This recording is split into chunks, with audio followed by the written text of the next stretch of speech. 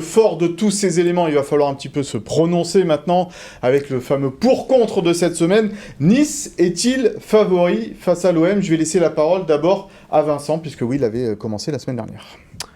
Alors à mes yeux non, parce que tout simplement jouer au Vélodrome, on l'a dit tout à l'heure, il y a un côté très excitant, enivrant même, mais ça peut être aussi vraiment casse-gueule. Et moi, côté niçois, ce qui m'inquiète, c'est un peu l'absence de Justin Kluivert, qui avait été le grand monsieur de ce match de coupe, qui a cette capacité, notamment à l'extérieur, quand les espaces s'ouvrent un petit peu, de faire d'énormes différences. Alors Calvin Stengs, c'est certes un très beau joueur de foot, mais on l'a vu à Montpellier, il lui manque peut-être ce coup de rein pour aller chercher dans le dos des défenseurs olympiens et peut-être débloquer cette rencontre. Il manque, côté niçois, ce joueur capable un petit peu de dynamiter une équipe adverse à l'extérieur. Donc voilà, je pense que Nice, sur le papier, n'est pas favori, ce qui ne veut pas dire que Nice n'est pas capable de ramener un résultat.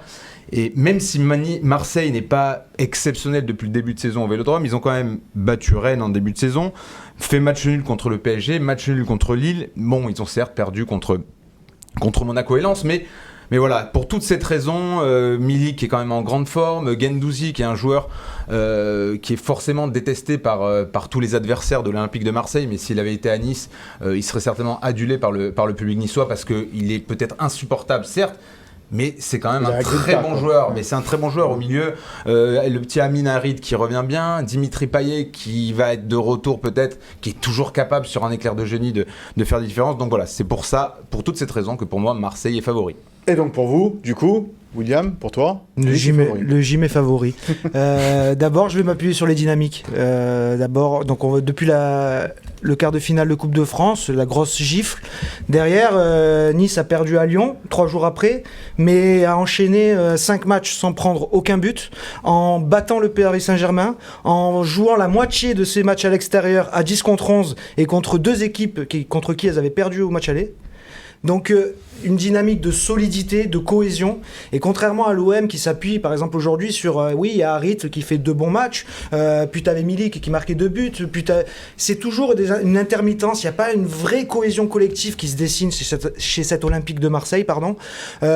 Ils sont vachement dépendants, je trouve, de Dimitri Payet qui est à la dernière passe, Guendouzi aussi, mais dans la cohésion collective, l'OGC Nice a plus de certitude, ne serait-ce que défensive. Le bilan à domicile de l'OM montre une certaine chose, c'est qu'ils concèdent beaucoup de nuls. À la différence de l'OGC Nice, ils ont perdu autant de matchs, 5 à la maison. Par contre, ils font 2 matchs nuls de plus. L'OGC Nice est capable, même en marquant peu, de faire la différence, de gagner 1-0 quand il le faut. Et dernier argument, l'OGC Nice, dans les gros matchs, a toujours répondu présent. Il n'y a que Lyon, comme je l'ai dit tout à l'heure. C'était 3 jours après l'euphorie de la Coupe de France, fatigué.